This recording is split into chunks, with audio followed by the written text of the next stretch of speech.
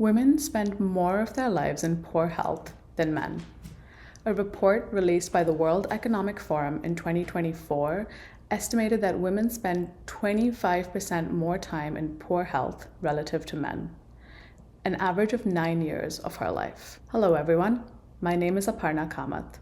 I am currently a senior portfolio manager at Grand Challenges Canada, where I focus on advancing strategic investments and partnerships across a set of portfolios in women's health. Like many others, I'm sitting here in 2025, looking forward to 2030, wondering how we reach the lofty goals that we've set in the SDGs.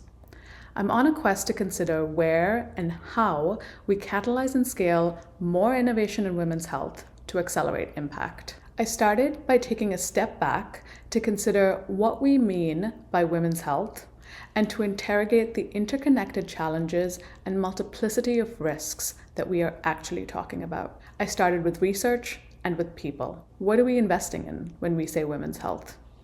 What are we not, and why? What have we misunderstood about the gaps and challenges to date? What I learned is so incredibly simple and intuitive that I thought twice about before sharing it in this forum. But here are 3 takeaways I want to share. 1, women's health does not simply mean conditions exclusive to women, but those that impact women disproportionately or differently.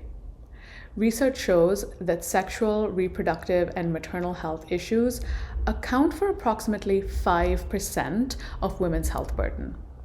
These are the main outcomes we measure when we talk about advancing women's health, even though in reality, about 50% of women's health burden is from conditions that impact women disproportionately or differently, such as autoimmune diseases, mental health issues, anemia, and chronic pain. 2, pregnancy and childbirth are leading causes of death in women, but investing in women's health needs during the reproductive period is already too little, too late.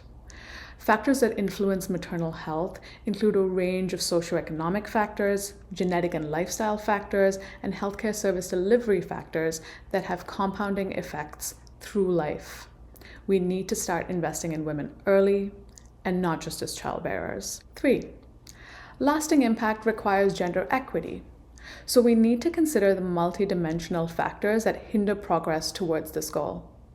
We need to position more women in areas to make decisions, control resources, and shape policies. This is so simple. Yet still today, only a fraction of funding is directed to these efforts.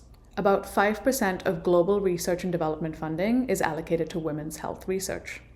Women's health represents only 2% of venture funding for health innovators. About 4% of development finance from OECD members is focused on gender equality as the principal objective. Implementing these learnings may not prove to be so simple. How do we progress from imagining equitable health outcomes to actually realizing them? That's my next challenge, exploring 2 ideas. Investing differently. Beyond sexual, reproductive, and maternal health, where do we expand our investments to meet women's key health needs along the life cycle? And how can we design healthcare solutions that alleviate the disproportionate health impacts on women of weak public institutions, economic inequality, climate change, and more? Then measuring impact differently. How can we incorporate broader gender equality measures in our investment criteria and impact measures to assess and improve how these investments in global health contribute to strengthening women's representation in the workforce, in decision-making bodies, and more? Through WomenLift, I now have a community of women who are equally committed to advancing gender equity in diverse ways and through diverse means. This gives me a community to amplify this work, collate more learnings, and take it further. Thank you to my peer coaching group, my journey buddy, and others who took time to speak with me through these early stages of my project. It takes a village to build a leader, and I appreciate this cohort of women for so quickly becoming my village.